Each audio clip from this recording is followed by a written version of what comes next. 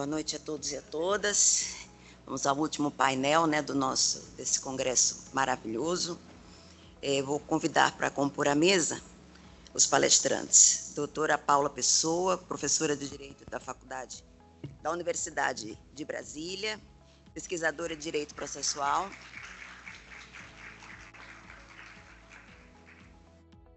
Doutor Sérgio Arenhart, Procurador-Geral da República e novo professor titular, né, da Universidade do Paraná. Nossas felicitações, professor.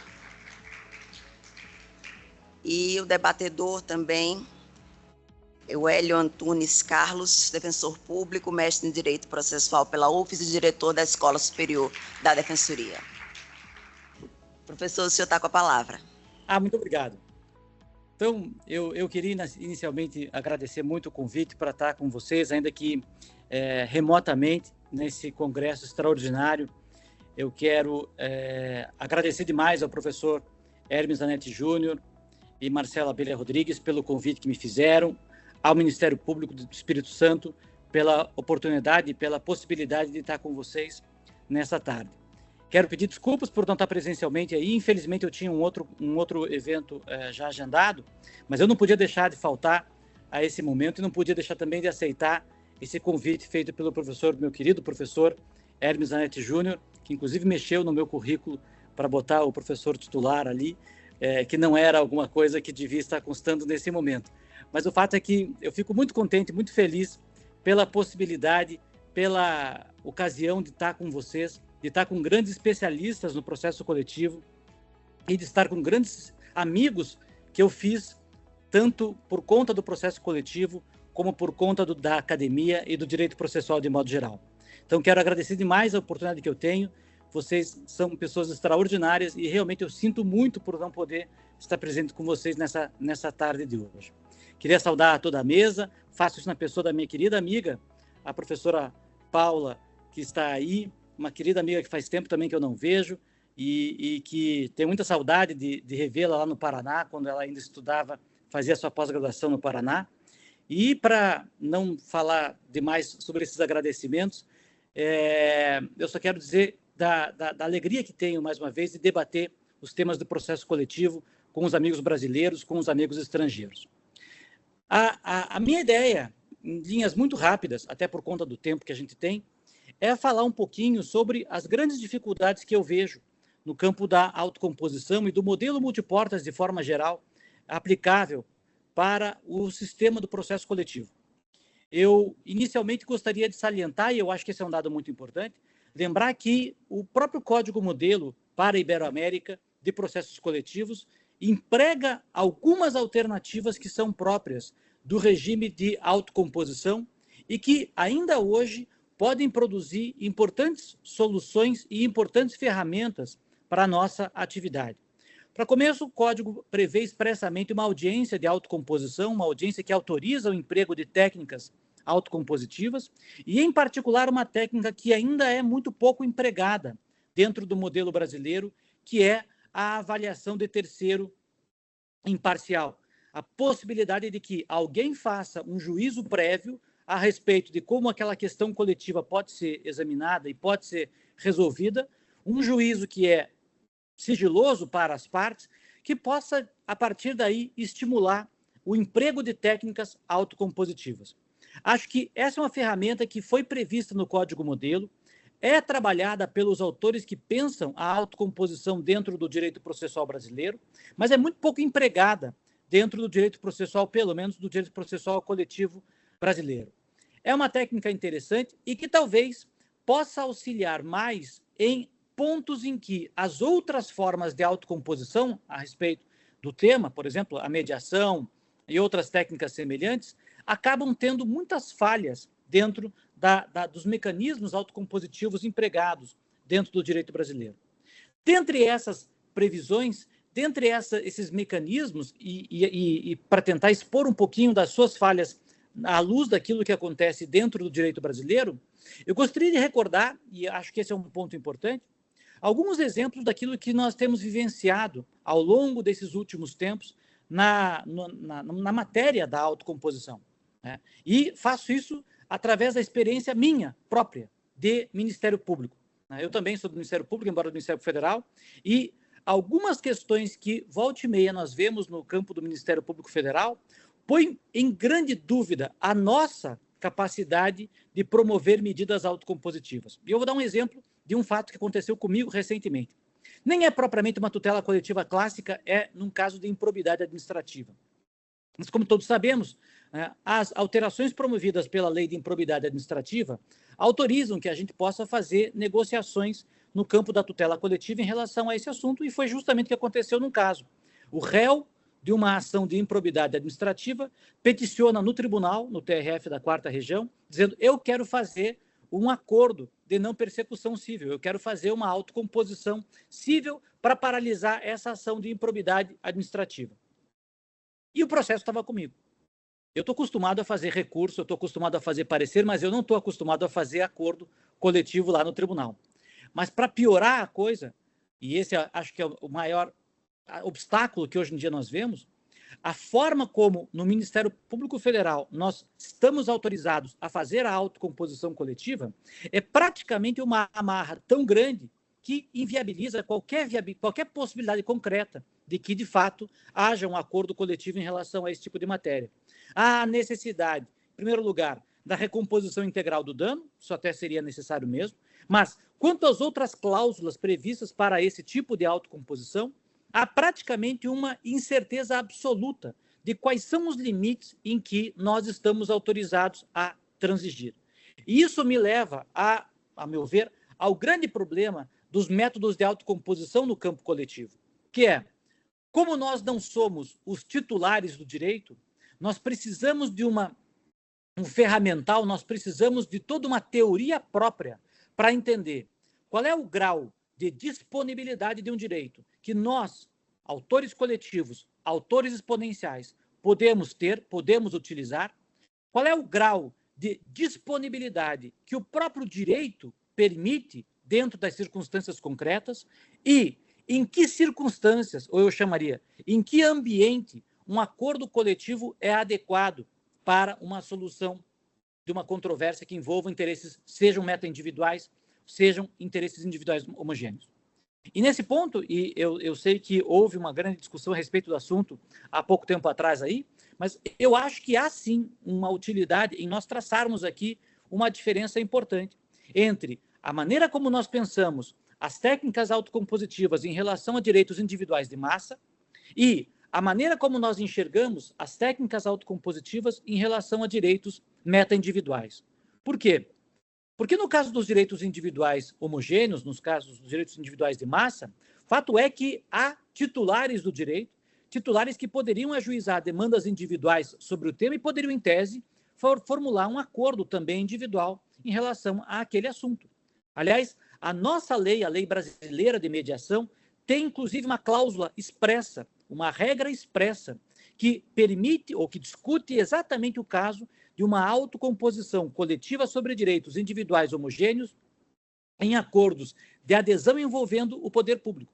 Justamente para mostrar que, nesse caso, há um componente a mais que tem que ser pensado, que é exatamente o componente da existência de um titular do direito, de um titular que tem um regime próprio para esse seu direito, quer dizer, o direito em si pode ser um direito disponível, pode ser um direito indisponível, pode ser um direito com certo grau de disponibilidade maior ou menor, e isso facilita o trabalho, de certa forma, para o processo coletivo, na medida em que esse regime previsto para o direito privado ou para o direito de quem é titular daquele interesse pode, de certa forma, ser aplicado dentro do modelo coletivo com algumas ressalvas, com algumas cautelas. Por exemplo, desde que nós tivéssemos condições de ouvir a coletividade, permitir a sua participação, permitir que ela possa dizer se aquele acordo é ou não é aquilo que ela deseja que seja realizado, é um dado relevante e pode ser empregado para cá como um mecanismo que possa, inclusive, atenuar uma falta de representatividade adequada do processo coletivo ou do legitimado coletivo dentro desse processo coletivo. Já no campo dos interesses meta-individuais, o problema é completamente diverso, porque simplesmente nós estamos tratando de um interesse que, pela definição legal que ainda hoje utilizamos, é um interesse que não tem titular. O meio ambiente não tem titular, Patrimônio cultural não tem titular, patrimônio histórico não tem titular, ou é titularizado por todo mundo.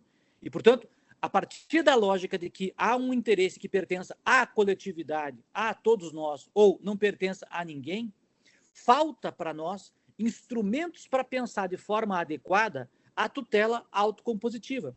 Porque eu não posso me arrogar na condição de Ministério Público, o defensor público não pode se arrogar, a associação, o advogado da associação, ou o procurador, o advogado público, não podem se arrogar como titulares daquele direito e, portanto, não têm a disponibilidade sobre aquele tipo de interesse. E aí a lógica da negociação passa a ser uma lógica um pouco diferente, a meu ver, uma lógica presidida pela ideia da melhor tutela possível àquele interesse. Tanto que as resoluções que tratam das autocomposições coletivas no nosso Conselho Nacional do Ministério Público expressamente ressalvam a necessidade de que a proteção dada ao interesse, em primeiro lugar, preserve ao máximo possível a indisponibilidade do interesse público, do valor público, do interesse da coletividade e ofereça a melhor resposta possível àquele interesse.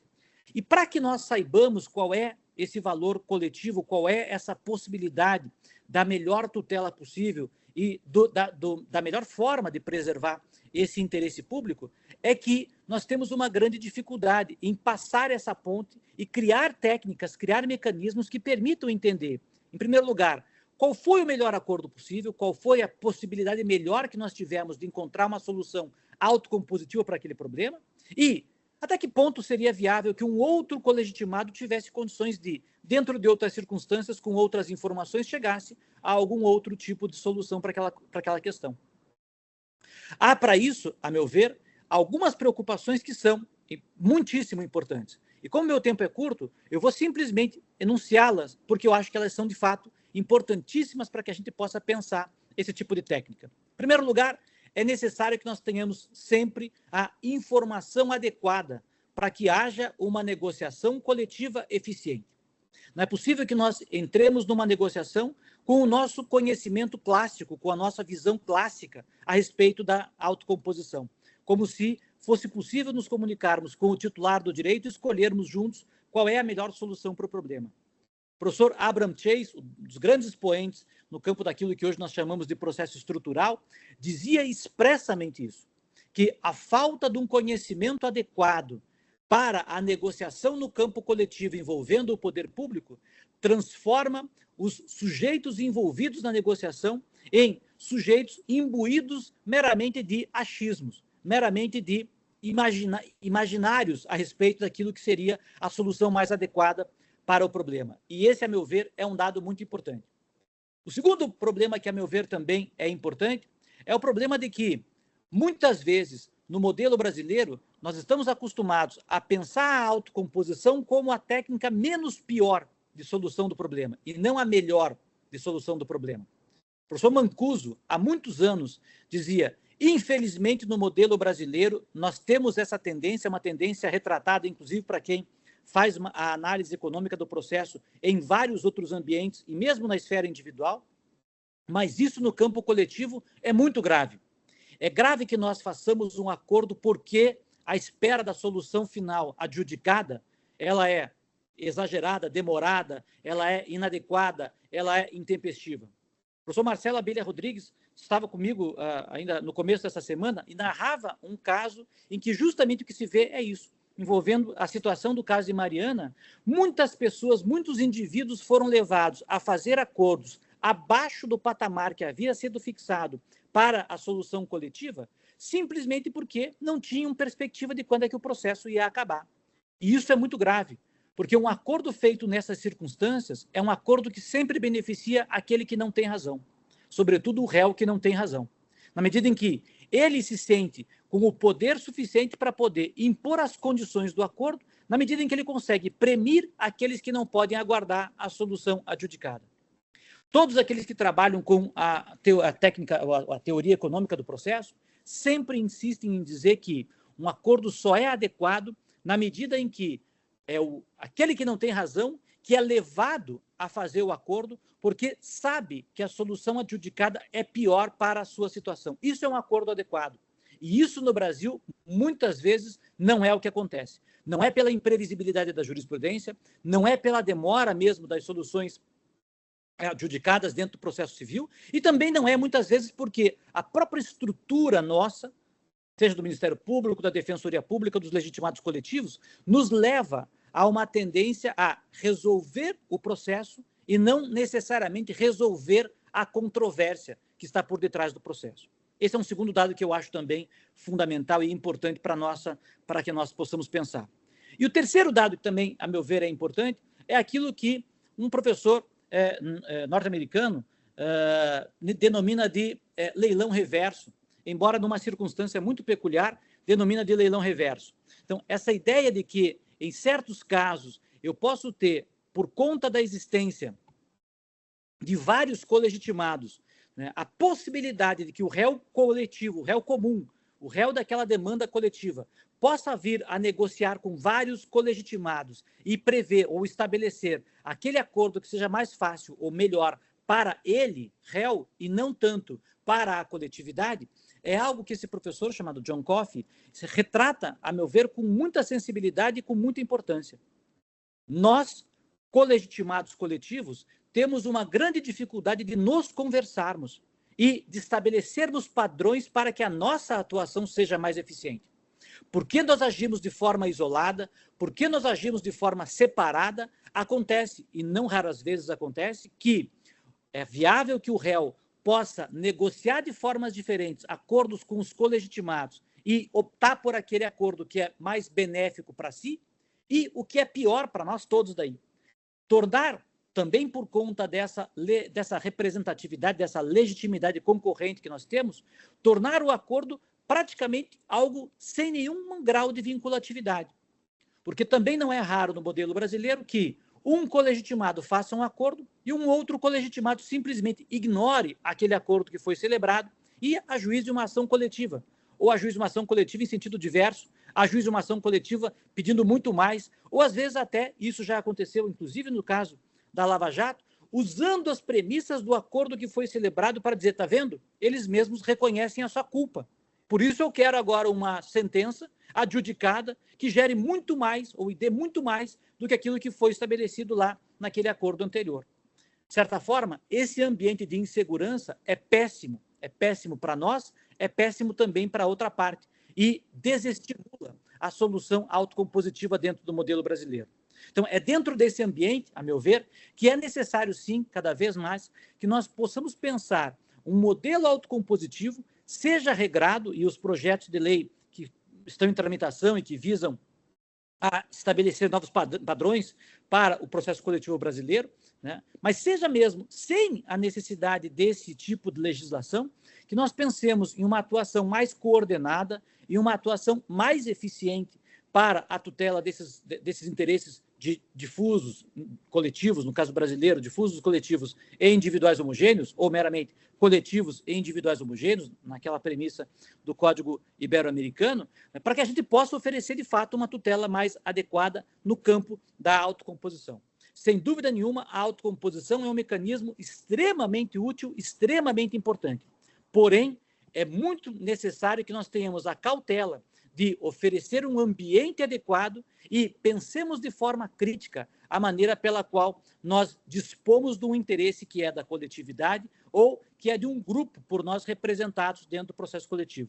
Justamente para evitar que aconteça o que eu já vi acontecer em mais de uma vez, a elaboração de acordos, como aconteceu, e eu vou só citar o exemplo, porque eu acho que, a meu ver, esse exemplo é paradigmático, como foi o caso do acordo celebrado em relação às filas do INSS e ao tempo de demora do processo previdenciário. Para todo mundo que trabalha na Justiça Federal sabe o que significou esse acordo. Nada. Ele foi bom para o réu, o INSS, que ganhou 6 meses de moratória para não fazer absolutamente nada e não decidir nenhum tipo de processo previdenciário, mas para o segurado foi péssimo. E foi péssimo justamente porque ele foi exatamente o sujeito que não foi ouvido nesse tipo de negociação. Então, eu agradeço demais a oportunidade de estar com vocês, fico à disposição para qualquer crítica, para qualquer indagação, para qualquer dúvida, e mais uma vez eu queria agradecer a oportunidade de estar com vocês, a oportunidade de estar discutindo esses temas do processo coletivo, e a oportunidade também de dar um abraço remoto aos meus queridos amigos, professora Paula, professor Hermes, professor Marcelo e todos os outros professores que estão aqui presentes conosco. Muito obrigado.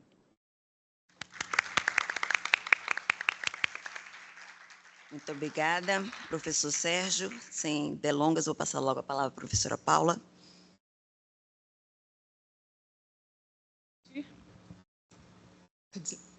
Boa noite. Boa noite a todos e todas aqui presentes. Com muita felicidade aqui que eu participo desse primeiro Congresso Ibero-Americano de Tutela Coletiva e agradeço aqui imensamente o convite feito pelo professor Hermes Zanetti, assim como também parabenizo o professor Hermes Zanetti junto com o professor Marcelo Abelha por organizar e liderar aqui, ao lado também de tantos institutos, como o Instituto Ibero-Americano, e aqui cumprimento o nosso presidente também, que está aqui presente, o professor Santiago. Cumprimento também aqui a mesa e cumprimento aqui em nome da nossa presidente. E é uma alegria para mim poder participar, tanto aqui a Ellen, quanto também o Hélio, que é o debatedor, e o querido amigo e professor, agora professor titular da Universidade Federal do Paraná, professor Sérgio Arenhart. É realmente assim, uma alegria imensa poder partilhar esse painel com ele e essas reflexões junto com vocês aqui a respeito da justiça multiportas. Bem, para poder debater esse tema, eu fiz uma proposta de um recorte metodológico com o objetivo mais de trazer uma abordagem diferenciada, para, na linha até do que a professora Paula colocou aqui também, o professor Camilo, a gente poder refletir a partir de experiências que estão em andamento, o que é válido, o que não é válido, para a gente desenvolver e incorporar em termos de consolidação no nosso próprio sistema, como também nessa perspectiva comparada do contexto ibero-americano. E, para assim fazer, a ideia aqui é trazer uma abordagem a respeito do sistema de justiça constitucional multiportas. E, ao assim fazer, a partir da prática que vem sendo desenvolvida, a prática institucional e jurisdicional desenvolvida no âmbito do Supremo Tribunal Federal. E o porquê da escolha aqui... na verdade, eu primeiro aqui no computador. E o porquê da escolha dessa abordagem? Primeiro, para a gente poder refletir a respeito da contribuição desse experimentalismo institucional que a gente vem vivenciando aqui no nosso contexto do sistema de justiça brasileiro e, como eu falei, especialmente do sistema de justiça constitucional aplicado no âmbito do Supremo Tribunal Federal. Ao lado dessa contribuição, a gente verificar essa estrutura, na verdade, uma releitura e um processo de estruturação dos meios adequados para a solução dos problemas jurídicos constitucionais. E por que isso? Porque a gente vê, em um curto espaço de tempo, na verdade, muito recente, um novo perfil jurisdicional por parte do Supremo Tribunal Federal, que é a nossa Corte Suprema, a respeito de como que ele encara a tomada de decisão e a solução dos problemas jurídicos, que ele sai muito daquele ideal regulativo de um ator que na verdade, toma decisões para a solução do problema de forma impositiva e desconsiderando uma necessária participação e diálogo com todos os atores que estão envolvidos naquele problema jurídico. Então, ele sai desse polo para um polo em que ele pensa a respeito de que ele precisa de outros métodos de solução adequada dos problemas jurídicos, em que ele não vai ser o ator principal em termos de decisão, de tomada de decisão e da solução adequada para aquele problema jurídico. E aqui uma justificativa dessa abordagem. É interessante a gente colocar isso em pauta, porque, pelo menos no contexto brasileiro e também, em uma certa medida, no contexto ibero-americano, o que se passa na justiça constitucional fica um pouco ao lado, como se não se tratasse também de problema de tutela coletiva. Enquanto que o processo constitucional é, em essência, a gente falar sobre processo coletivo. Nossas ações sejam de controle concentrado, assim como na perspectiva do nosso controle difuso incidental, à medida na configuração do nosso recurso extraordinário, tal como a gente tem hoje, os problemas jurídico-constitucionais que são tratados no âmbito do Supremo Tribunal Federal têm uma natureza essencialmente coletiva. Então, a gente precisa trazer isso também para o debate e refletir a partir dessa perspectiva. E aqui, quando a gente fala dessa justiça, desse sistema, né, de justiça multiportas, no nome da jurisdição constitucional, é interessante que a gente tem pouquíssima pesquisa sobre esse tema. Por exemplo, recentemente, a gente tem 2 artigos publicados, acho que do último ano. Tem um artigo da professora Maria Cecília Asperti, que ela faz uma pesquisa empírica e a respeito desse tratamento da justiça multiportas pelo Supremo Tribunal Federal, e um artigo do professor Fred Dier, junto com Leandro Fernandes, que fala sobre o sistema de justiça constitucional multiportas. Então, a atenção que a gente dá ainda é muito pouca. A gente tem que trazer isso e conjugar com a prática do processo coletivo no primeiro grau de jurisdição, tal como a gente conhece, e daí porquê da gente trazer esse tema aqui hoje, para a gente poder refletir. Para tratar aqui dessa abordagem, eu estruturei essa conversa, esse diálogo com vocês, a partir de 3 argumentos principais. A respeito da premissa teórica, que a gente precisa compreender para a gente entender o porquê desse caminhar da construção, né, por parte do Supremo Tribunal Federal, na construção desse sistema constitucional de justiça multiportas. O cenário institucional, o segundo argumento, é o cenário institucional tal como hoje construído e em desenvolvimento, e aí a gente fala nessa ideia de um experimentalismo em ação, porque está tudo acontecendo, e esse acontecer, inclusive, em termos de procedimentalização, que ainda é insuficiente, porque, como diz, o avião ele está em voo e precisa trocar algumas peças para poder dar conta dos problemas jurídicos constitucionais que são urgentes e precisam de uma resposta imediata. E, a partir desse primeiro olhar, refletir sobre alguns resultados e achados encontrados por meio de uma pesquisa empírica. E aí a gente vê, já trazendo até essa reflexão, que dialoga muito com as falas aqui já colocadas, mais uma vez, o professor Camilo falou, a professora Paula falou, que como também foi abordado ontem, ainda e sempre a questão da participação social adequada nos processos coletivos. E ainda essa insuficiência e como que a gente tem que pensar nessa engenharia institucional para trazer os grupos vulneráveis e os indivíduos de uma forma geral para que eles efetivamente sejam ouvidos. E aí passo aqui primeiro para o primeiro argumento, a respeito das premissas teóricas. O que é importante notar aqui, porque eu não quero passar aqui não quero passar do meu tempo, né, que foi dado. Em termos de premissa teórica, um ponto importante é a gente perceber essa mudança do ideal regulativo jurisdicional. E por que isso? Porque a gente tinha na nossa doutrina e no nosso imaginário, né, tanto doutrinário quanto institucional, a respeito da jurisdição constitucional, de que o Supremo Tribunal Federal ele tinha um monopólio, portanto, o seu guardião da Constituição, ele teria a última palavra e o monopólio dessa palavra para solucionar problemas jurídicos constitucionais e definir a interpretação constitucional do nosso sistema. Fomos construídos a partir dessa premissa teórica e desse ideal regulativo jurisdicional. Com o tempo, a gente caminhou para dizer assim, não, na verdade, esse monopólio da interpretação constitucional está só na tomada de decisão. Por quê? Porque a gente precisa de uma pluralização democrática e a participação dos diversos atores sociais que são afetados por essas decisões, porque os conflitos são coletivos, a sua natureza é de conflitos coletivos, e eles precisam participar. E aí veio aquela ideia da sociedade aberta dos intérpretes de Peter Haber, a gente desenvolveu aqui no nosso sistema e a gente promoveu essa abertura interna do processo decisório na perspectiva argumentativa, dizer, as decisões têm uma participação.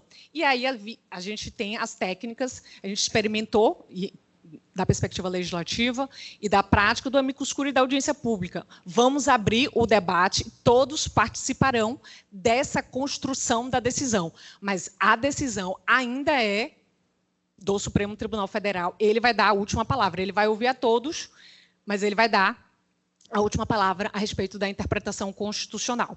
Só que nesse caminhar se percebeu da insuficiência dessa resposta e desse agir desse ideal regulativo, né, jurisdicional do Supremo para a solução dos problemas. Porque os problemas eles foram se revelando cada vez mais complexos, interdisciplinares, com muitas questões fáticas E isso trouxe muita dificuldade para o tratamento dessas questões.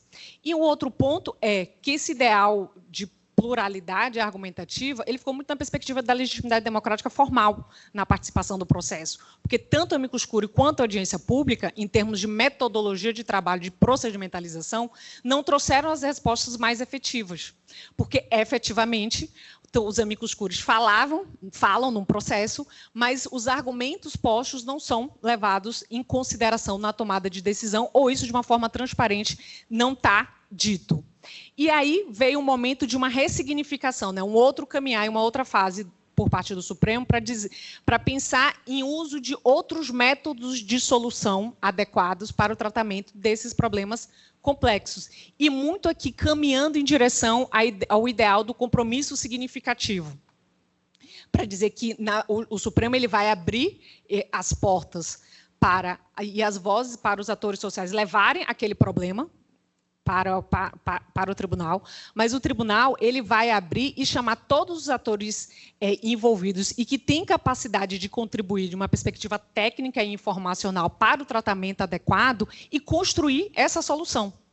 E aí veio esse ideal de que do Supremo ele ser em si uma justiça multiportas, porque ele toma decisão para a solução de determinados problemas, mas ele cada vez mais, e principalmente nos últimos 3 anos, é impressionante a transformação pela qual vem passando a jurisdição constitucional, ele se vale desses meios adequados para a solução de conflitos que vêm por parte da autocomposição, se valendo de técnicas de conciliação, da mediação, dos acordos, em diversas medidas e em diversas fases processuais.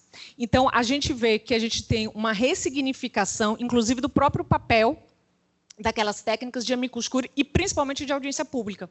A audiência pública como locus não só formal para exposição de argumentos técnicos, mas efetivamente de um debate a respeito de questões probatórias e questões fáticas. Por quê? Porque a gente, mais uma vez, a gente abandona na prática, embora ainda não normativamente, teoricamente, a gente tem que fazer esse ajuste, o ideal de que a jurisdição constitucional ela é eminentemente normativa e trata de forma abstrata os casos. Totalmente equivocada, porque a interpretação constitucional está alinhada à realidade concreta subjacente, não a litígios individuais, propriamente, mas ela está alinhada com essa situação fática subjacente. E isso traz, e aí a gente vê essa recomposição de um ideal regulativo jurisdicional, que sai do monopólio da interpretação e da decisão impositiva para a construção de um ideal regulativo em que se adota um autêntico sistema de justiça multiportas. E isso se faz, no âmbito do Supremo Tribunal Federal, por meio de um experimentalismo institucional. E por que experimentalismo institucional? Porque a gente não tem normativa regulando sobre isso. Na verdade, a nossa legislação a respeito do processo das ações de controle, ela é de 99, ela não, obviamente, não previa e não daria conta do que acontece hoje em termos da configuração dos problemas constitucionais, tais como postos, as suas complexidades, necessidades de interdisciplinariedade e questões fáticas. Então, essa construção da possibilidade da utilização desses meios autocompositivos e, para além deles, dos meios adequados para a solução dos problemas, ele vem sendo construído a partir de normativas internas do próprio tribunal, principalmente por meio de resoluções tomadas por presidentes e construindo esse sistema de justiça constitucional multiportas. Daí a importância de trazer aqui para a gente refletir em conjunto. E aí, o segundo argumento, um olhar empírico do que vem acontecendo no âmbito do Supremo Tribunal Federal. Vejam que lá no... Não, aqui. No próprio site do Supremo Tribunal Federal tem a construção de dados estatísticos para análise, que está lá, obviamente, disponível a todos. E aí a gente tem um painel dos acordos cíveis que já aconteceram. E aqui eu só trouxe esse recorte, obviamente pela questão de tempo, para a gente poder analisar essa questão da justiça constitucional multiportas. Nesse painel de acordos cíveis, a gente consegue perceber aqui já um dado interessante, que a gente tem 104 processos lá em análise por parte do Supremo Tribunal Federal, a partir dessa perspectiva da necessidade de se pensar em acordos para solucionar determinadas questões constitucionais. E aí aqui tem o quantitativo, né, de processos analisados que estão em análise e, por exemplo, um resultado de 46 processos, ou seja, 46 casos já foram solucionados por meio de acordos homologados. E aí aqui a gente vai entender o que esse quadro traz para a gente, da análise dos dados postos nesse painel de acordos cíveis. Primeiro, um primeiro achado, e aqui muito em diálogo também com a pesquisa empírica feita pela professora Maria Cecília Asperti, que ela faz uma análise que foi até no início desse ano, né, de 2024. Quais são os efeitos desse sistema constitucional de justiça multiportas no âmbito do Supremo? É um efeito de fator institucional. Que é isso? Como eu mencionei anteriormente, o tribunal ele se capacitou em termos de desenho institucional para abarcar esse sistema de construir, na verdade, o sistema de justiça multiportas. E assim ele fez a partir do ano 2020. E no ano 2020, que foi na presidência do ministro Dias Toffoli, ele na verdade, concebeu o desenho de um centro de conciliação e mediação. E, a partir daí, os ministros relatores podem encaminhar para esse centro, que está atrelado à estrutura da presidência, para pedir, digamos, uma ajuda e a contribuição na solução de determinados problemas que têm a aparência de possibilidade de acordos. Isso foi em 2020. Em 2022, a gente teve uma reconfiguração desse centro, porque a partir desse centro foi criado um outro centro para o tratamento de demandas complexas e estruturais, porque as demandas estruturais, no âmbito da jurisdição brasileira, ela tem um quantitativo muito grande de ajuizamento diretamente no âmbito do Supremo Tribunal Federal, por meio da arguição de descumprimento de preceito fundamental, uma ação de controle principal.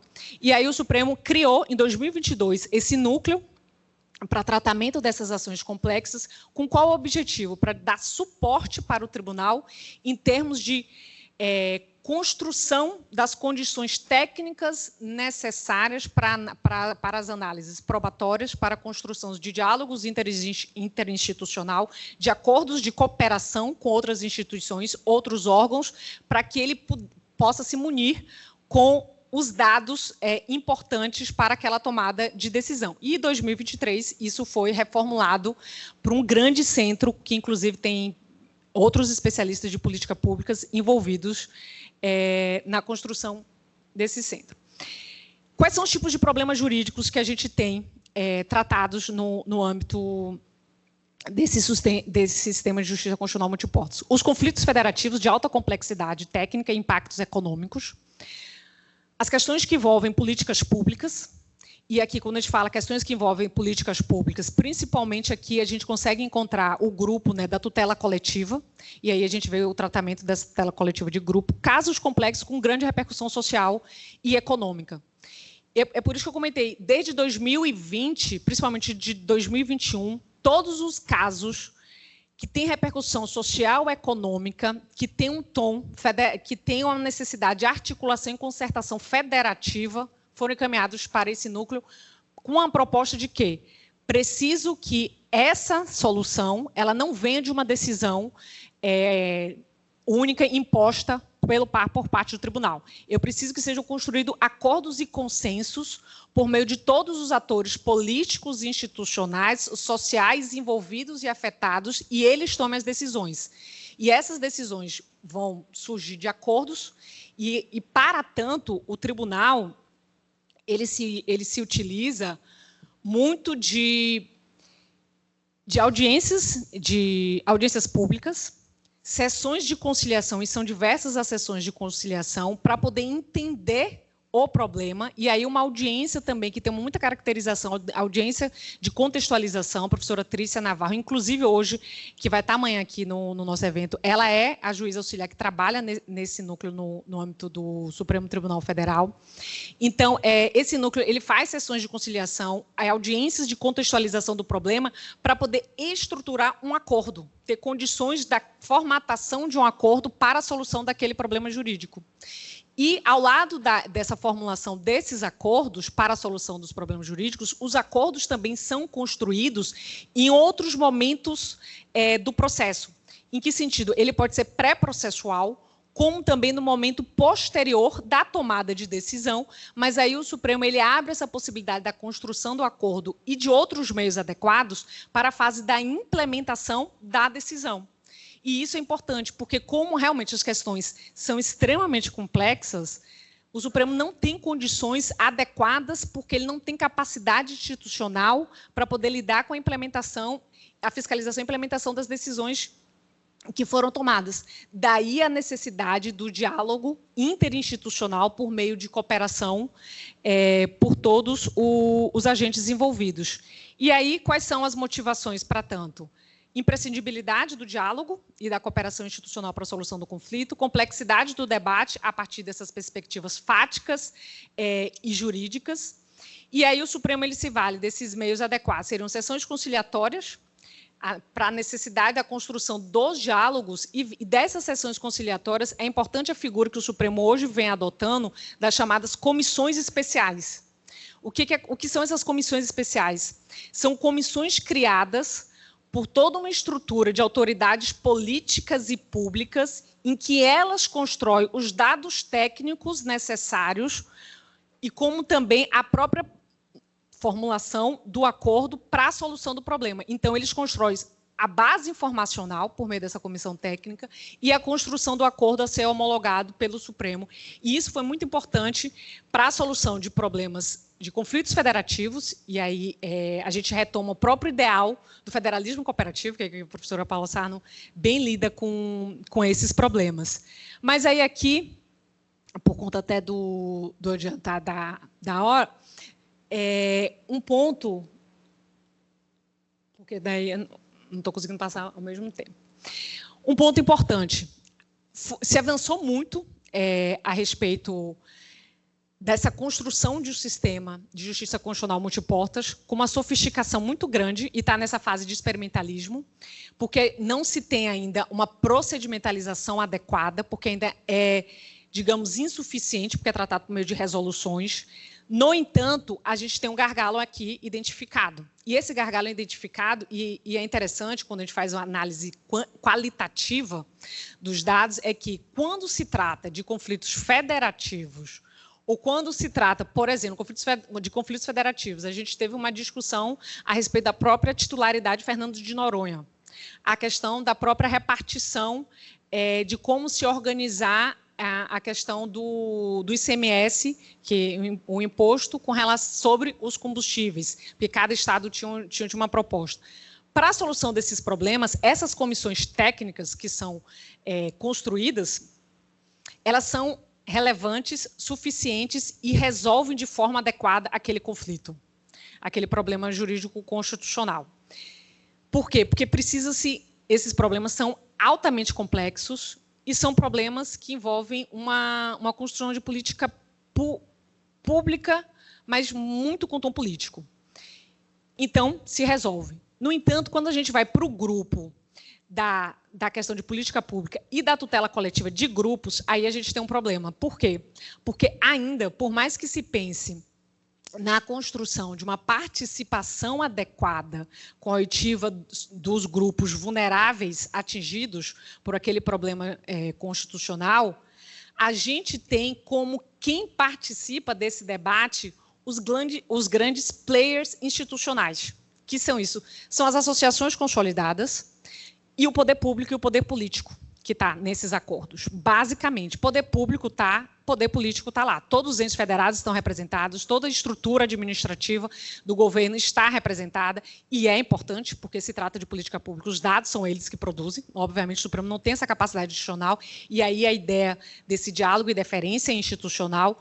No entanto, quando vai para os atores sociais, a gente tem uma insuficiência, porque os grupos efetivamente não são ouvidos. E aí a gente tem os casos emblemáticos, que eu só vou mencionar, e daí depois a gente pode debater, que, por exemplo, um caso do próprio orçamento secreto, que é uma política pública orçamentária do país, e a gente teve a questão de foi reconhecida como inconstitucional as práticas adotadas pelo Legislativo de não transparência na distribuição de determinadas emendas, ou seja, de orçamento. E daí, nesse caso, aqui, foi uma decisão tomada pelo Supremo, declarou inconstitucional e deu a decisão. No momento posterior, se foi notificado, olha, sua decisão não foi cumprida. E aí se deu abertura para audiências de conciliação, para tomar as informações, o que não foi cumprida, quais são os dados. A sociedade não foi ouvida aqui. Somente argumento técnico, político e federativo. Aí um outro caso, que já foi mencionado aqui até pela professora Paula, que é dos acordos, que foi a DPF 165, do acordo firmado na questão dos expurgos inflacionários, que foi uma das grandes críticas. Foi um acordo que foi feito já no âmbito do Supremo Tribunal Federal, de um litígio que durou de mais de 30 anos, que é um litígio milionário, e que você tinha uma perspectiva de que os poupadores ganhariam aquela questão, e foi feito um acordo em que teve a participação de todas as autoridades, também, teoricamente, da representação dos afetados, que seriam os poupadores, mas ainda uma representação insuficiente. E aí a ideia da gente pensar e colocar em xeque desses acordos. Se a gente avançou muito na construção desses acordos, e principalmente dos meios adequados e outros meios em diversos momentos do processo para solucionar os problemas jurídicos constitucionais, a participação ainda é um gargalo, porque a gente não conseguiu pensar numa forma legítima de como faz essa oitiva adequada. E aí, deixo aqui um convite à reflexão, aqui, com relação aos parâmetros mínimos, e eu vou deixar para o debate, porque meu tempo agora esgotou, parâmetros mínimos para acordo. A gente já tem projetos de lei tratando sobre o assunto no nosso direito e no contexto ibero-americano de proposta de autocomposição, mas trazer também para o debate a proposta que foi feita no projeto de lei 3.640 de 2023, que trata dos processos constitucionais. E aqui, especificamente, o artigo 55 traz toda uma regulamentação sobre as convenções no processo constitucional, que envolve, mais uma vez, problemas coletivos. E aí é interessante a gente dialogar também com esse projeto de lei, que traz uma proposta mais nova e a partir de um olhar de algumas experiências já vivenciadas no âmbito do Supremo Tribunal Federal. Eu agradeço mais uma vez, obrigada e peço desculpas aí pelo tempo. Professora, vou passar a palavra também para o doutor Hélio. Boa noite já. Antes de mais nada, eu queria agradecer ao professor Hermes, ao professor Marcelo Abelha. É uma satisfação, não só eu pessoalmente estar aqui, mas sentir que a Defensoria está tendo a oportunidade de pegar e estar aqui debatendo com os profissionais, talvez não, sem dúvida nenhuma, que são nossas grandes referências no estudo da tutela coletiva, que é um assunto muito caro para a gente. E muito caro, que eu digo, porque aqui se tem falado. Um ponto de contato que eu observei em ambas as falas foi em relação à participação adequada.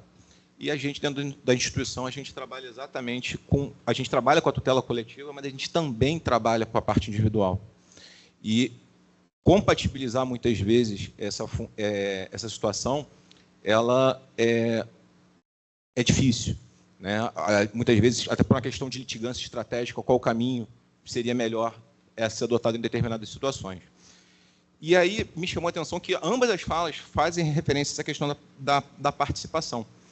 E aí, uma dúvida que eu até estava refletindo sobre isso especificamente, até quando a gente deve pegar e talvez buscar essa tentativa multiportas, porque tem um autor americano chamado Owen Fisk, que ele fala que em determinados momentos ele indica problemas que ele identifica nos acordos americanos, e um deles, inclusive, quando se precisa de justiça ao invés de paz.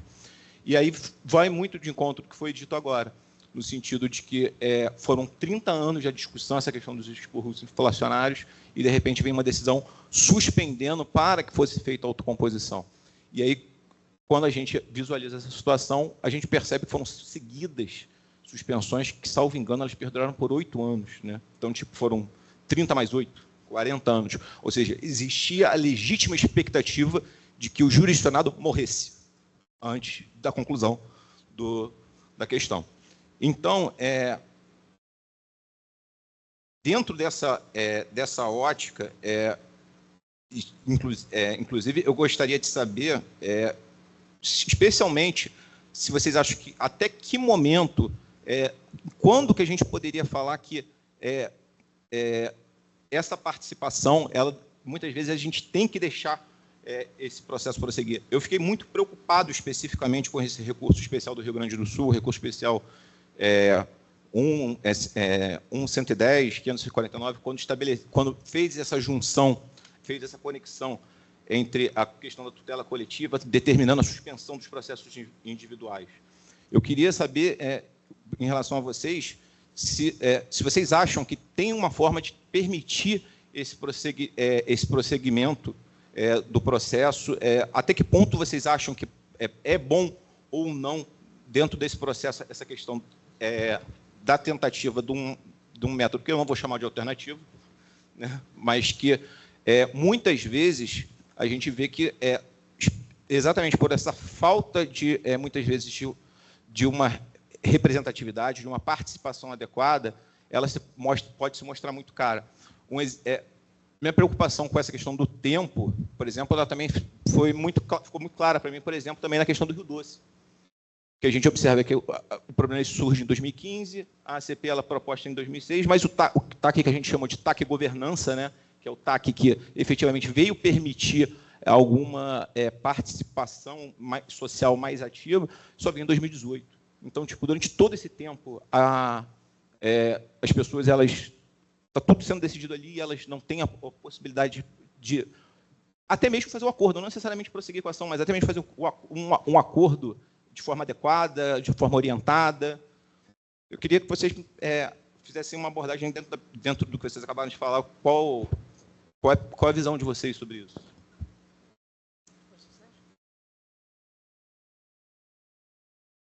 Professor Sérgio? Opa, obrigado, muito obrigado, na verdade, muito obrigado pela pergunta. Eu acho que esse realmente é um dos pontos mais complexos que nós temos para tratar, né? A concorrência entre ações individuais e ações coletivas, a influência das ações individuais sobre a ação coletiva, particularmente com as consequências para um acordo coletivo, é um dos grandes temas realmente a ser resolvido. Não por outra razão, volta e meia, isso aqui apareceu, por exemplo, no PL 1641, que foi um dos projetos de lei que tentou renovar o regime da Lei da Ação Civil Pública no modelo brasileiro. Também agora, recentemente, aparece no anteprojeto de lei de processos estruturais. Essa concorrência também foi apresentada e foi discutida na comissão, né? E, em termos doutrinários, esse é um problema recorrente para todos nós. Por quê? Porque, de fato, como Vossa Excelência mesmo percebeu e colocou muito bem, o indivíduo, muitas vezes, na questão que envolva direitos individuais homogêneos, o indivíduo é o titular do direito. E, portanto, submeter ele a um modelo em que a sua demanda individual seja suspensa, porque eu, Ministério Público, ou o senhor, Defensoria Pública, estamos tentando resolver o problema de modo coletivo, é alguma coisa que não cai muito bem para a nossa lógica individualista clássica do processo civil, de que o titular do direito tem que ter o direito dele de acionar e de buscar a tutela do seu próprio direito.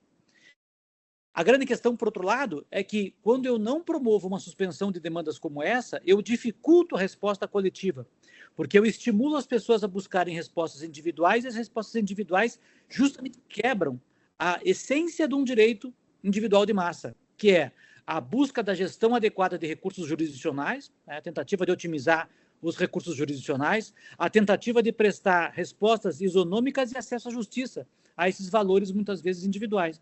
Quer dizer, quando eu permito que os indivíduos busquem respostas individuais, eu quebro a isonomia, porque cada um vai buscar uma resposta, um juiz vai dar uma resposta sim, o outro vai dar uma resposta mais ou menos, o outro vai dar uma resposta não, e a resposta coletiva, no fim das contas, fica prejudicada.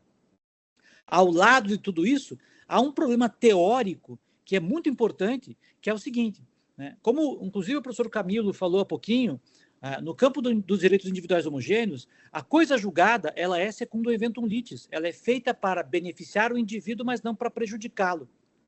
Ora, quando eu faço um acordo, normalmente um acordo coletivo se faz pela média. Então, há alguém que vai ser beneficiado, que talvez ganharia menos numa demanda individual e vai acabar ganhando mais pela resposta coletiva, mas vai haver aquele também que talvez ganhasse mais numa demanda individual e que, diante do acordo coletivo, vai ficar com menos. Então, isso realmente acontece, e nesses tipos de situação, alguém pode dizer, então esses sujeitos prejudicados não são atingidos pelo acordo e têm o direito de fazer, ou de prosseguir com as suas demandas próprias, ou talvez de buscar um acordo separado. Tudo isso impacta o sistema coletivo de resposta a esses problemas meta-individuais ou individuais de massa. E essas dificuldades, de fato, têm que ser solucionadas. Recentemente, nesse evento que eu mencionei há pouco, que eu participei junto com o professor Marcelo Abelha, foi inclusive aprovado um enunciado do Conselho da Justiça Federal, em que se dizia que, havendo a propositura de uma demanda coletiva, uma demanda estrutural, naquele caso específico, uma demanda ambiental, porque esse era objeto daquele nosso congresso, as pretensões individuais, como regra, devem ficar suspensas no aguardo da solução coletiva, cabendo ao juiz da demanda coletiva, se for o caso, examinar a necessidade ou não de prosseguir com essas demandas individuais, ou quem sabe até resolver pontualmente algum problema das demandas individuais. Acho que essa é uma tentativa de equilibrar os valores individuais e coletivos, deixando na responsabilidade daquele que é o sujeito que tem que presidir a resposta coletiva, ou quem sabe um acordo coletivo, a avaliação, caso a caso, das circunstâncias que devem permitir que as demandas individuais prossigam, talvez até em busca de soluções individuais melhores, ou para que elas sejam paralisadas na busca de uma resposta coletiva que seja mais adequada para aquele problema. Talvez seja uma solução adequada para tentar equacionar esse que, de fato, é um dos graves problemas da inter-relação entre demandas individuais e demandas coletivas. Muito obrigado.